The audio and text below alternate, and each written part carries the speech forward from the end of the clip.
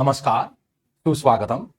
मैं पवन कुमार आपको आज की वीडियो में हरियाणा पॉलिटी सिस्टम, हरियाणा के पॉलिटी या राजनीतिक व्यवस्था या राज व्यवस्था के बारे में संपूर्ण हम आज डिस्कस करेंगे आज की वीडियो में। और जो डिस्कस करेंगे हम हरियाणा में आज, ये अपना सुंदर सा प्यारा सा हरि की भूमि हरियाणा, और इसी हरियाणा के स्टार्टिंग में जो राज व्यवस्था है, जो पॉलिटी सिस्टम है, उसको आज हम समझेंगे। और इस संपूर्ण वीडियो में आज पूरी की पूरी राज व्यवस्था को हम करेंगे। जो राज व्यवस्था है उसके अंतर्गत आज हम विधानसभा असेंबली को पढ़ेंगे। असेंबली के बाद चीफ मिनिस्टर सीएम के बारे में पढ़ेंगे और गवर्नर के बारे में पढ़ेंगे। ये हमारा सारा स्ट्रक्चर जो है, ये पॉलिटी सिस्टम होता है कि किस प्रकार से कानूनों के निर्माण कौन करता है, किस प्रकार की व्यवस्था है। हमारे पार्लियामेंट में इस हरियाणा से कितने मेंबर चुन करके जाते हैं, लोकसभा में कितने चुन करके जाते हैं, राज्यसभा में कितने चुन करके जाते हैं, ये सारी चीजों पर आज हम डिस्कस करेंगे। आज हम इस हरियाणा 1 नवंबर 1966 को, 1 नवंबर 1966 को संयुक्त पंजाब से अलग हुआ 18 कॉन्स्टिट्यूशन अमेंडमेंट के द्वारा यह संयुक्त पंजाब से अलग हुआ और यह 17वें राज्य के रूप में भारत में अस्तित्व में आया। यानी कि यह 17वां राज्य था भारत में, अपना हरियाणा, जो संयुक्त पंजाब से अलग करके इस हरियाणा का गठन किया गया।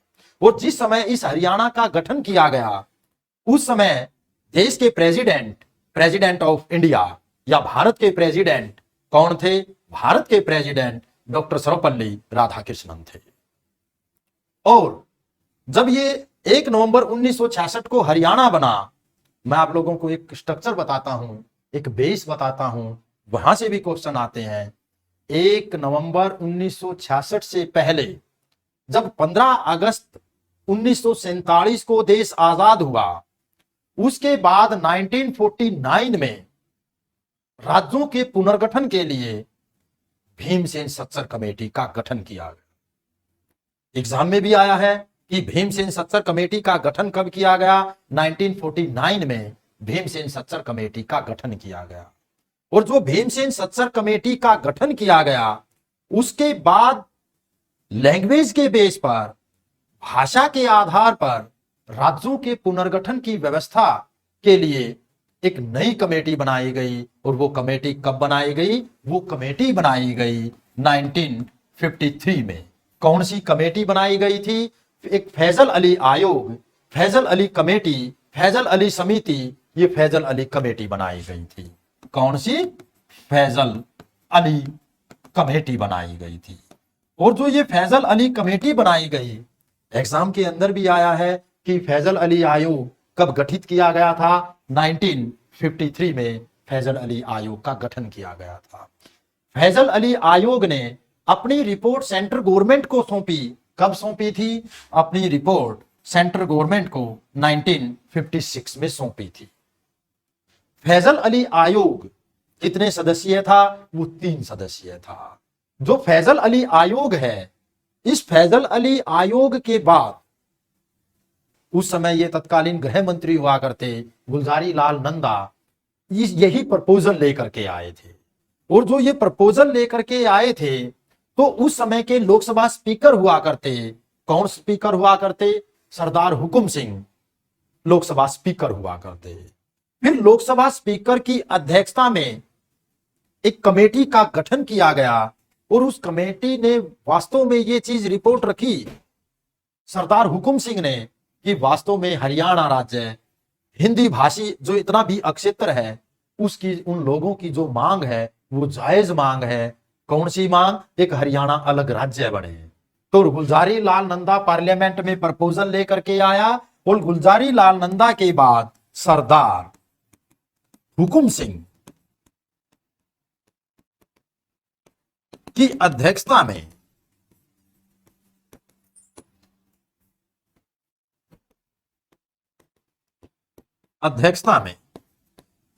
संसदीय समिति बनी, संसदीय कमेटी बनी।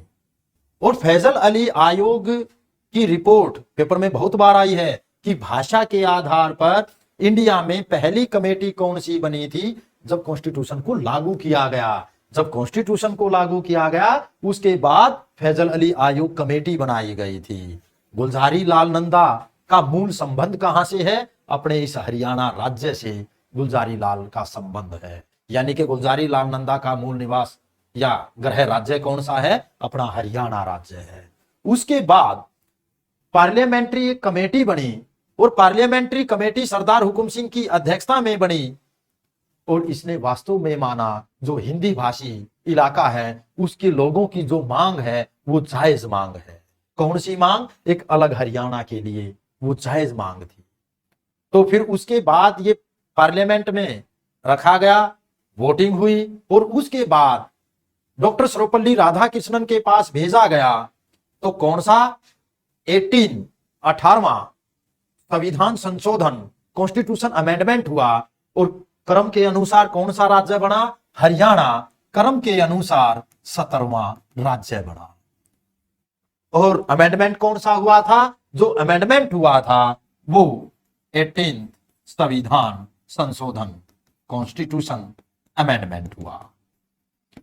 एक बात हमेशा यहां याद रखना, इस भारत देश में किसी भी राज्य के गठन की बात आएगी तो सबसे पहले प्रपोजल रखा जाएगा।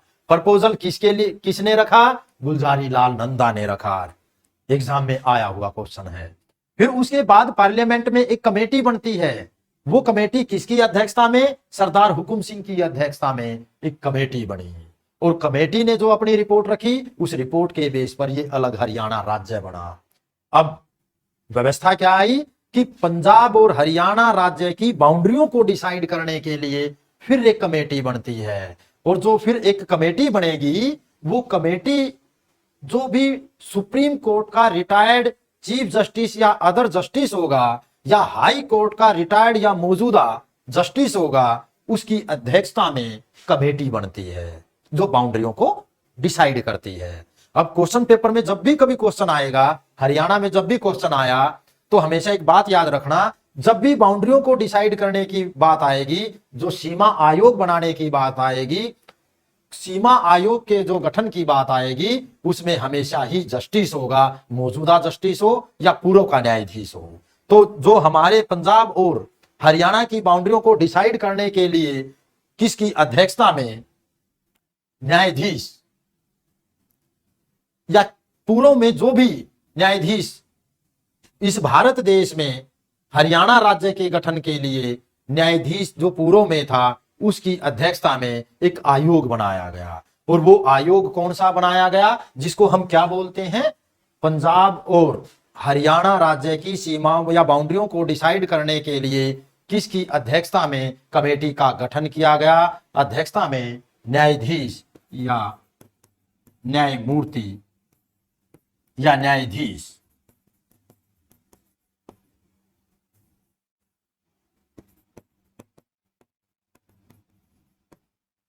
न्यायाधीश जे.सी. शाह कमेटी बनाई गई। कौन सी कमेटी बनाई गई, जे.सी.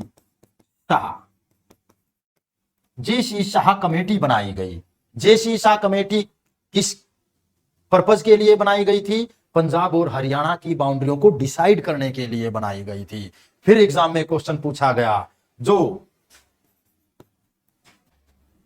जे.सी. शाह कमेटी बनाई वो कितने सदस्यीय थी, वो 3 सदस्यीय थी। एग्जाम के अंदर पूछा भी गया है कि जे.सी. शाह कमेटी कितने सदस्यीय थी, 3 सदस्यीय थी। एक तो खुद जे.सी. शाह थे, खुद ये अध्यक्ष थे, और एस दत्त और एक व्यक्ति था एस दत्त, ये सेकंड नंबर का था, और फर्स्ट नंबर का जे.सी. शाह जो अध्यक्ष थे, जे.सी. शाह और M Philip, S Dutt, M Philip और जे.सी. शाह, ये 3 व्यक्ति थे।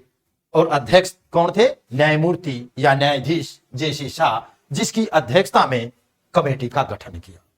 और जब इन्होंने बाउंड्रियों को डिसाइड किया तो अपने हरियाणा में 7 डिस्ट्रिक्ट बनाए गए। यानी कि 1 नवंबर 1966 को 1966 को 7 जिले थे। कौन कौन से जिले थे? एक तो जिला था अंबाला जिला, ये कब बना? 1966 में बना। दूसरा कौन सा जिला था? करनाल जिला था, ये करनाल जिला था, ये भी कब? 1966 में बनाया। कौन सा जिला था? कैथल जिला था, ये कब? 1966 में। हिसार जिला था, ये भी कब? 1966 में, 1966 में बनाया गया। रोहतक जिला, ये कब? 1966 में बनाया गया। महेंद्रगढ़ डिस्ट्रिक्ट, ये कब? 1966 में बनाया गया। गुरुग्राम कब बनाया? 1966 में। जब 1 नवंबर 1966 को हरियाणा का गठन हुआ और ये फैजल अली आयोग ने जो न्यायाधीश न्यायमूर्ति जेसी शाह ने अपनी रिपोर्ट सौंपी, जब बाउंड्रियों को डिसाइड किया गया, तब ये 7 1 2 3 4 5 6 7 ये 7 राज्य बने, डिस्ट्रिक्ट बने 1 नवंबर 1966 को। अब हम इन्हीं राज्यों में से, कई बार एग्जाम के अंदर क्वेश्चन पूछा भी गया है, पहले हम वो 7 राज्य लिखते हैं। अंबाला डिस्ट्रिक्ट, और अंबाला डिस्ट्रिक्ट के बाद जो अगला डिस्ट्रिक्ट बना करनाल डिस्ट्रिक्ट, और करनाल डिस्ट्रिक्ट के बाद अगला डिस्ट्रिक्ट हमारा जींद डिस्ट्रिक्ट, और जींद डिस्ट्रिक्ट के बाद अगला जिला रोहतक डिस्ट्रिक्ट या जिला रोहतक जिला, और रोहतक के बाद हिसार जिला, और हिसार के बाद हमारा जो जिला बना वो महेंद्रगढ़, और महेंद्रगढ़ के बाद गुरुग्राम ये डिस्ट्रिक्ट बने। अब इन्हीं डिस्ट्रिक्टों में से अलग अलग डिस्ट्रिक्ट बने। फील्ड इंस्पेक्टर का हेफर्ड डिपार्टमेंट का एग्जाम हुआ था हरियाणा के अंदर, उसमें पूछा गया था कि फरीदाबाद डिस्ट्रिक्ट बनने से पहले किस जिले का पार्ट था, किस डिस्ट्रिक्ट का पार्ट था। एक पंचायत ऑफिसर का पेपर था एससीपीओ का, उसमें पूछा गया था कि भिवानी डिस्ट्रिक्ट बनने से पहले किस डिस्ट्रिक्ट का हिस्सा था। और एक कोऑपरेटिव सोसाइटी में इंस्पेक्टर का पेपर था, उसमें पूछा गया था कि सिरसा डिस्ट्रिक्ट बनने से पहले किस डिस्ट्रिक्ट का पार्ट हुआ करता। तो आज हम जो डिस्कस करेंगे कि कौन से जिले में से कौन सा जिला बना, आज हम प्रॉपर वे में इस टेबल को हम करेंगे। जो अंबाला डिस्ट्रिक्ट है, ये तो याद रखना आप, 1 नवंबर 1966 को ये सभी बने। 1 नवंबर 1966 के बाद 22 दिसंबर 1972 को 22 दिसंबर 1972 को साथ थे 8वां जिला, ये डायरेक्ट एग्जाम में आया हुआ है। 8वां जिला कौन सा बना? 8वां जिला भिवानी बना। और उसी दिन नोटिफिकेशन में पहले इस डिस्ट्रिक्ट का नाम आया था, इसलिए उसी दिन 1972 को ही 9वां जिला 9th डिस्ट्रिक्ट कौन सा बना था? 9th डिस्ट्रिक्ट सोनीपत बना था। ये डिस्ट्रिक्टें जो बनी थी ये 72 में बनी थी। अब 1973 में कौन सा डिस्ट्रिक्ट बना था? 1973 में कुरुक्षेत्र डिस्ट्रिक्ट बना था। अब इन्हीं में से निकालते हैं। जो कुरुक्षेत्र डिस्ट्रिक्ट बना वो किसका पार्ट था? पहले वो अंबाला का पार्ट था। जो कुरुक्षेत्र डिस्ट्रिक्ट बना वो अंबाला का पार्ट था। ये जो भिवानी डिस्ट्रिक्ट बना ये पहले किसका पार्ट था? भिवानी इसी में से निकला था। किसमें से? हिसार में से निकला था भिवानी, ये पहले इसी का पार्ट था। सोनीपत किस डिस्ट्रिक्ट का पार्ट था? पहले सोनीपत रोहतक का पार्ट था।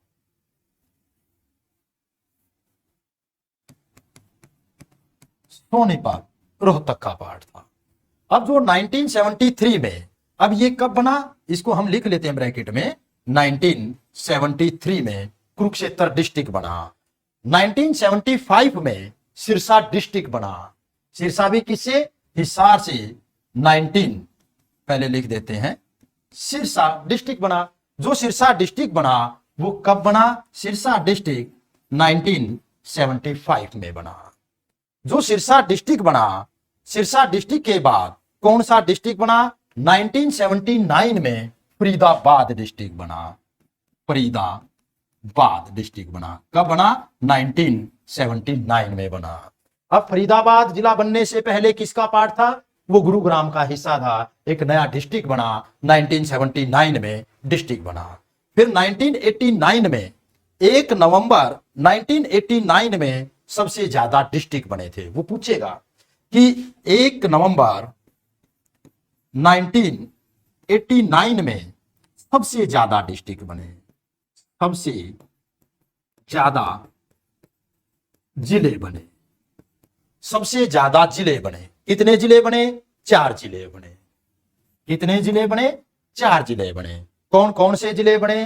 पानीपत बना। पानीपत करनाल का पार्ट था पहले। किसका पार्ट था? करनाल का पार्ट था।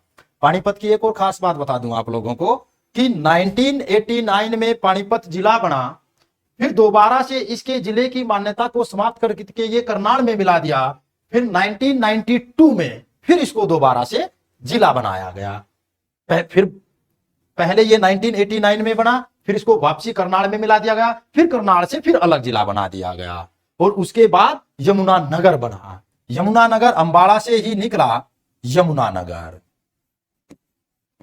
यमुनानगर, यमुनानगर कब बना था? 1989 में। ये यमुनानगर पहले किसका पार्ट था? ये अंबाला का पार्ट था। फिर रेवाड़ी बना। रेवाड़ी किसका पार्ट था? रेवाड़ी महेंद्रगढ़ का पार्ट था।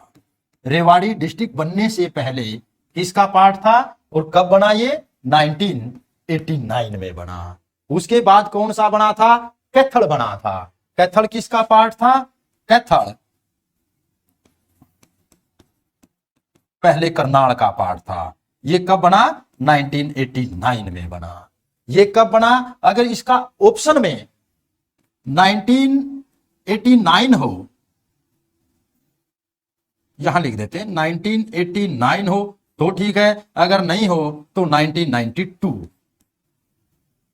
सेम आ नहीं सकते। अगर आए भी गा तो वो हम लास्ट वाला मानते हैं, तो हम लास्ट वाला मानेंगे। तो इस तरह से अलग अलग डिस्ट्रिक्टें कब कब ये डिस्ट्रिक्टें बनी। उसके बाद पंचकुला डिस्ट्रिक्ट 1995 1995 में पंचकुला डिस्ट्रिक्ट बना।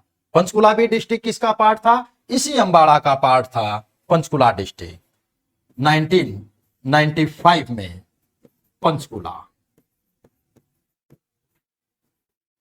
पंचकुला डिस्ट्रिक्ट बना। और जो पंचकुला डिस्ट्रिक्ट बना, ये किस डिस्ट्रिक्ट का पार्ट था? ये पंचकुला भी अंबाला का पार्ट हुआ करता। और फिर उसके बाद 1997 में 1997 में फतेहाबाद और झज्जर 2 डिस्ट्रिक्टें बने। फतेहाबाद और झज्जर, फतेहाबाद और झज्जर। झज्जर रोहतक में से निकला झज्जर। ये 2 डिस्ट्रिक्टें बनी। ये 2 डिस्ट्रिक्टें कब बनी? 1997 में बनी। कब बनी? 1997 में बनी। फतेहाबाद कब बना? 1997 में बनी। उसके बाद 2005 में इसी गुरुग्राम से निकल करके नुहू डिस्ट्रिक्ट, अब तो इसका नाम ही मेवात, नुहू बोल दो या मेवात बोल दो, क्योंकि इसका हेडक्वार्टर ही नुहू में है। ये डिस्ट्रिक्ट बना मेवात। कब बना था ये डिस्ट्रिक्ट? ये डिस्ट्रिक्ट बना 2005 में डिस्ट्रिक्ट बना था।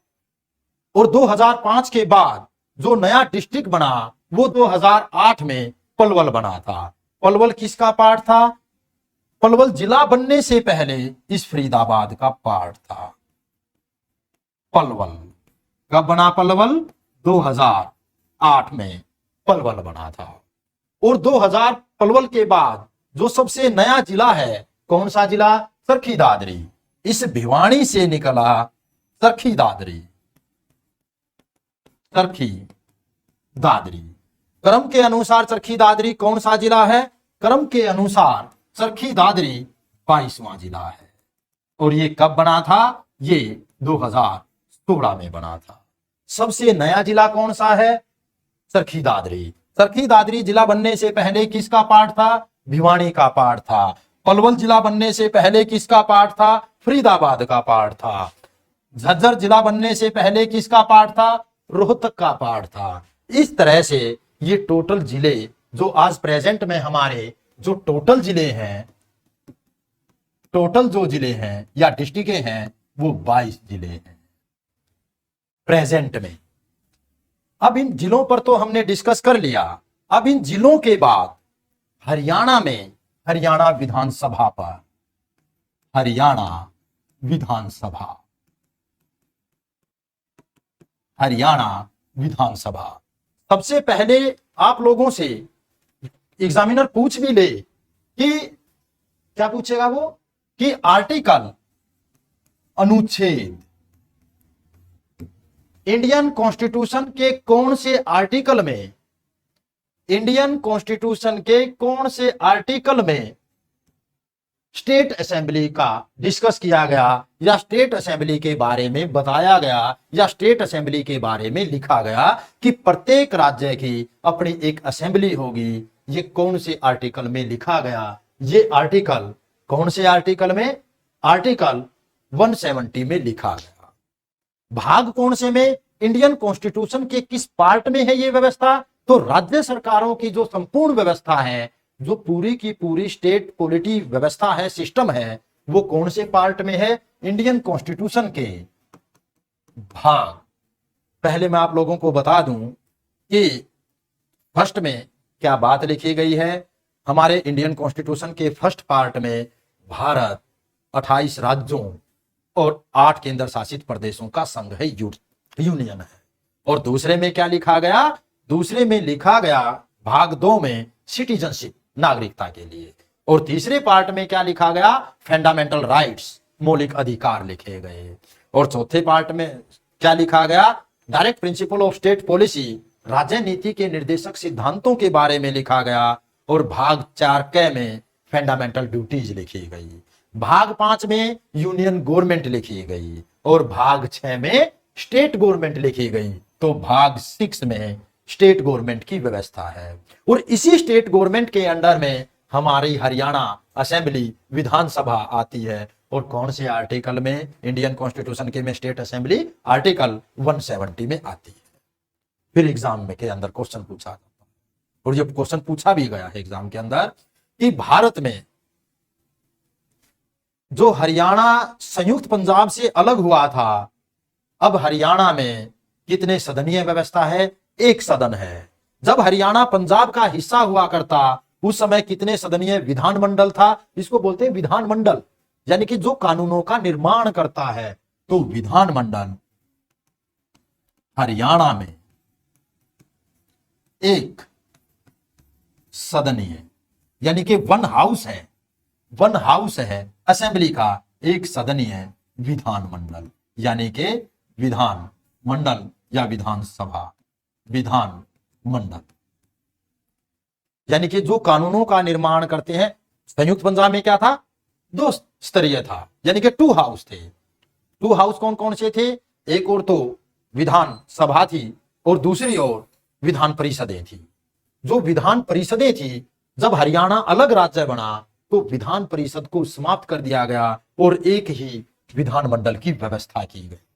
और जब विधानमंडल की व्यवस्था की गई तो वो लिखते हैं, बताते हैं, एग्जाम में भी क्वेश्चन पूछते हैं कि जब 1 सदनीय व्यवस्था थी, 1 नवंबर 1966 में, 1966 में असेंबली की सीटें कितनी थी? यानी कि विधानसभा की सीटें, विधानसभा की सीटें कितनी थी? विधानसभा की सीटें 54 थी, यानी कि 54 थी।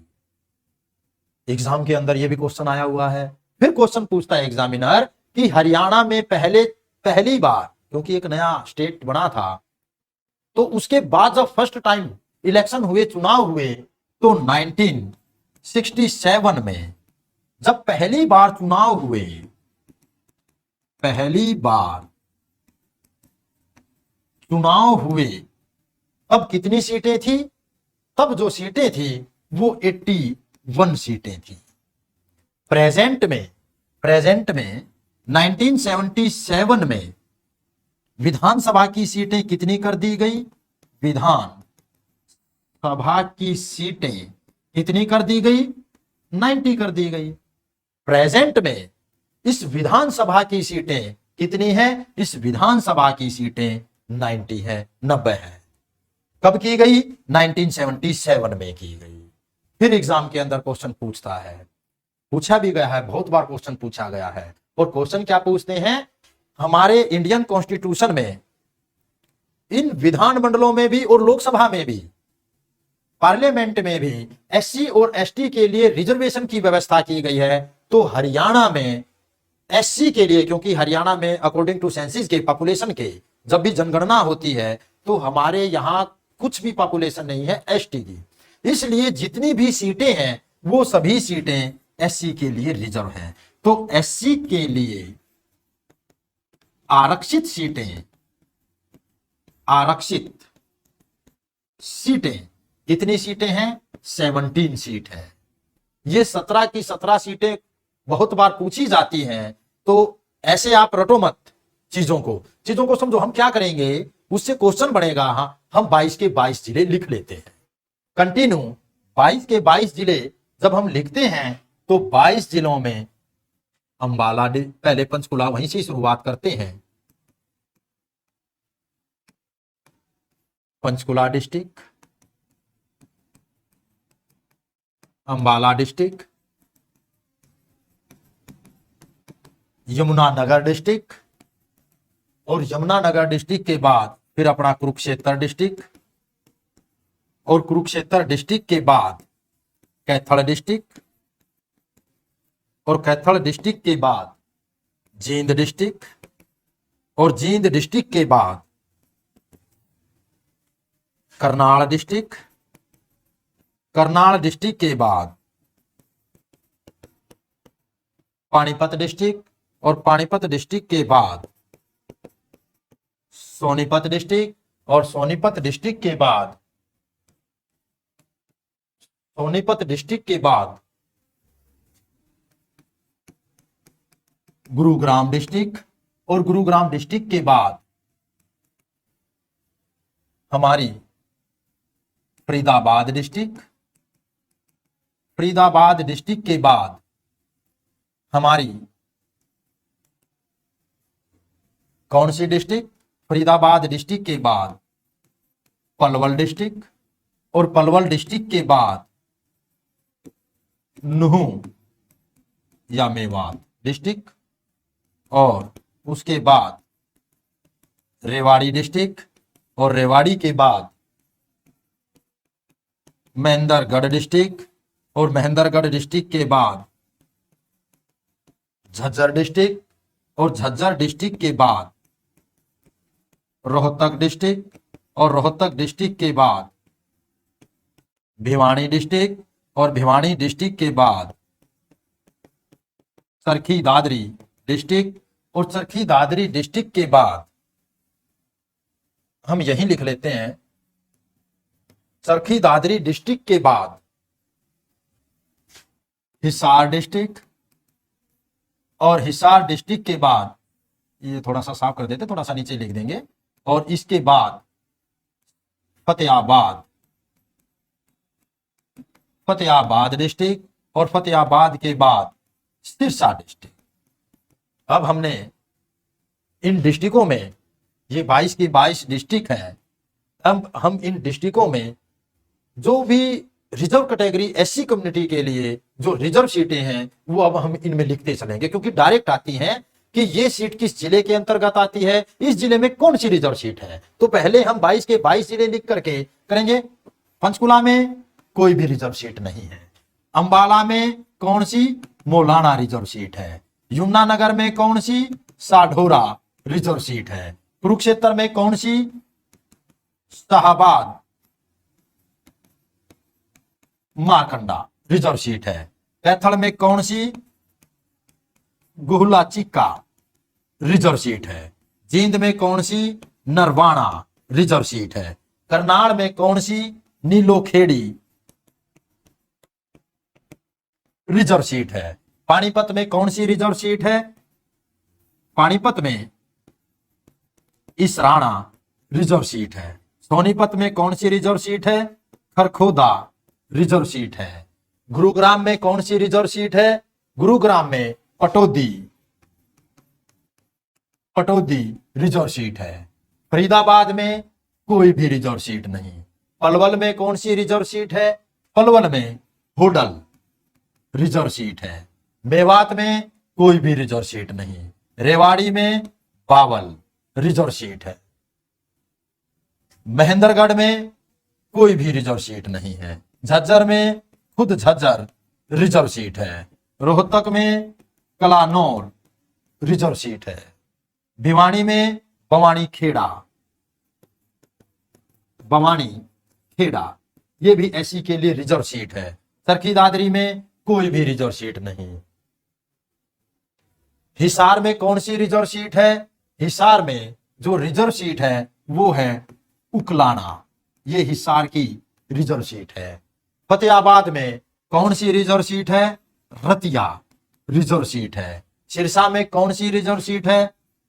कालांवाली, ये रिजर्व सीट है। अब एग्जाम के अंदर क्या पूछते हैं, जो रिजर्व सीट रतिया है वो कौन से डिस्ट्रिक्ट के अंडर आती है? फतेहाबाद के अंडर आती है, ये एग्जाम में पूछा गया है। कालांवाली किसके अंडर में आती है? सिरसा के अंडर में आती है।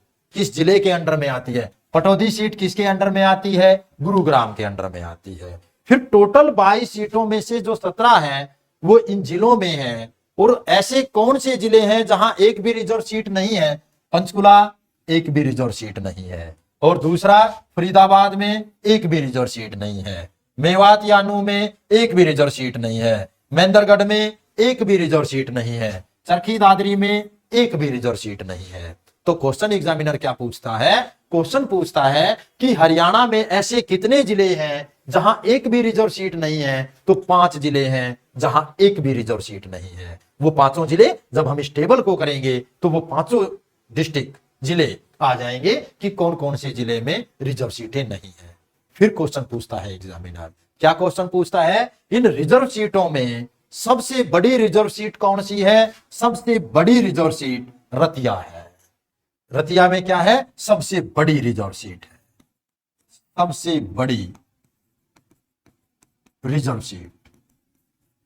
और सबसे छोटी रिजर्व सीट, सबसे छोटी रिजर्व सीट ये अपनी खरखोदा है, सबसे छोटी रिजर्व सीट। ये कौन सी है? सबसे रिजर्व सीट खरखोदा है। ये एग्जाम के अंदर क्वेश्चन पूछा जाता है। फिर हम अपने जिलों के अकॉर्डिंग, भाई कई बार वो पूछते हैं अकॉर्डिंग टू एरिया के सबसे बड़ा जिला कौन सा है? वो हम आगे करते हैं कि अकॉर्डिंग टू एरिया यानी कि क्षेत्रफल के अनुसार अकॉर्डिंग सबसे बड़ा जिला, सबसे बड़ा जिला अकॉर्डिंग टू एरिया के सबसे बड़ा जिला कौन सा? सबसे बड़ा जिला अब प्रेजेंट में, क्योंकि भिवानी से चरखी दादरी पहले तो भिवानी था, फिर उससे चरखी दादरी को अलग जिला बना दिया गया। अब अकॉर्डिंग टू एरिया के सबसे बड़ा जिला सिरसा जिला है। फिर है क्षेत्रफल की दृष्टि से सबसे छोटा जिला, क्षेत्रफल के अकॉर्डिंग सबसे छोटा डिस्ट्रिक्ट या जिला कौन सा है? वो फरीदाबाद है। अब ये तो था अकॉर्डिंग टू एरिया। अब अकॉर्डिंग टू पॉपुलेशन के, जनसंख्या के अनुसार, जनसंख्या के अनुसार सबसे बड़ा जिला, सबसे बड़ा जिला। अब जनसंख्या के अनुसार सबसे बड़ा जिला यही आ जाएगा हमारा फरीदाबाद। एरिया के अकॉर्डिंग सबसे छोटा और पॉपुलेशन के बेस पर सबसे बड़ा जिला है। कौन सा जिला है पॉपुलेशन के बेस पर? फरीदाबाद। और पॉपुलेशन के बेस पर सबसे छोटा जिला, सबसे छोटा जिला कौन सा है? पंचकुला सबसे छोटा जिला है। ये अकॉर्डिंग टू एरिया के, अकॉर्डिंग टू पॉपुलेशन के सबसे बड़ा और सबसे छोटा एरिया। अब हमने डिस्कस किया कि कौन सा जिला किस जिले का पार्ट था, कितनी हमारी रिजर्व सीटें हैं, कौन सा जिला में रिजर्व सीटें नहीं हैं, अकॉर्डिंग टू पॉपुलेशन के कौन सा जिला सबसे बड़ा है, अकॉर्डिंग टू क्षेत्रफल के कौन सा बड़ा जिला है, ये हमने डिस्कस किया। अब हम डिस्कस करते हैं क्षेत्रफल के अनुसार सबसे बड़ी विधानसभा, क्योंकि असेंबली की बात ही चल रही थी, तो सबसे बड़ा विधानसभा, ये एग्जाम में बहुत बार पेपर में आया, पूछा गया है कि सबसे बड़ा विधानसभा क्षेत्र या एरिया कौन सा है, सबसे बड़ा, और किस चीज में, क्षेत्रफल में। क्षेत्रफल में सबसे बड़ी विधानसभा, क्षेत्रफल में सबसे बड़ी विधानसभा लोहारू है। और लोहारू कौन सी में पड़ती है, भिवानी डिस्ट्रिक्ट का में पड़ती है, यानी कि भिवानी डिस्ट्रिक्ट के अंडर या अंतर्गत आती है ये लोहारू सीट क्षेत्रफल की दृष्टि। अब जनसंख्या या पॉपुलेशन की दृष्टि से, अकॉर्डिंग टू पॉपुलेशन या जनसंख्या के अनुसार सबसे बड़ा विधानसभा क्षेत्र, सबसे बड़ा विधानसभा क्षेत्र, विधानसभा क्षेत्र, तो सबसे बड़ा विधानसभा क्षेत्र क्षेत्रफल पॉपुलेशन की दृष्टि से कौन सा है, बादशाहपुर। बादशाहपुर, ये बादशाहपुर, यहां से निर्दलीय विधायक हैं राकेश दौलताबाद, यहां से प्रेजेंट में निर्दलीय विधायक हैं राकेश दौलताबाद। तो बादशाहपुर किस डिस्ट्रिक्ट में पड़ता है, बादशाहपुर गुरुग्राम डिस्ट्रिक्ट का पार्ट है। अब अकॉर्डिंग टू क्षेत्रफल के, अकॉर्डिंग टू पॉपुलेशन के, अब क्षेत्रफल के अकॉर्डिंग सबसे छोटी विधानसभा, क्षेत्रफल के अकॉर्डिंग, क्षेत्रफल के अनुसार सबसे बड़ी,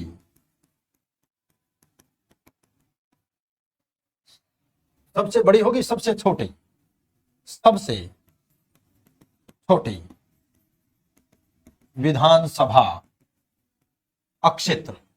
अब क्षेत्रफल के अनुसार सबसे छोटी विधानसभा क्षेत्र बलरामगढ़, पहले इसको बल्लभगढ़ बोलते थे, ये किसका पार्ट है, ये फरीदाबाद डिस्ट्रिक्ट के अंडर में आता। फरीदाबाद डिस्ट्रिक्ट के अंदर एक विधानसभा क्षेत्र है, वो क्षेत्रफल के अनुसार सबसे छोटी है। अब क्षेत्रफल के अनुसार ये है, जनसंख्या के अनुसार ये है, और क्षेत्रफल के अनुसार लोहारू है। अब हम आगे चलते हैं, तो सबसे ज्यादा विधानसभा क्षेत्र किस जिले में है, सबसे ज्यादा विधानसभा क्षेत्र किसमें पड़ते हैं, हिसार डिस्ट्रिक्ट में पड़ते हैं। और सबसे कम विधानसभा क्षेत्र, सबसे कम विधानसभा क्षेत्र किसमें पड़ते हैं, पंचकुला और चरखी दादरी में पड़ते हैं। या तो वो ऑप्शन देगा एग्जामिनर पंचकुला, अगर ये ऑप्शन में नहीं देगा तो देगा वो चरखी दादरी, चरखी दादरी, इनमें चरखी दादरी। या तो हिसार, वो एग्जामिनर पूछेगा कि सबसे ज्यादा विधानसभा कहां पर है, सबसे ज्यादा विधानसभा हिसार में है। कितनी विधानसभा है, 7 विधानसभा है। और अपना ये चरखी दादरी और पंचकुला में कितनी है, इसमें भी 2 विधानसभा है, इसमें भी 2 विधानसभा है।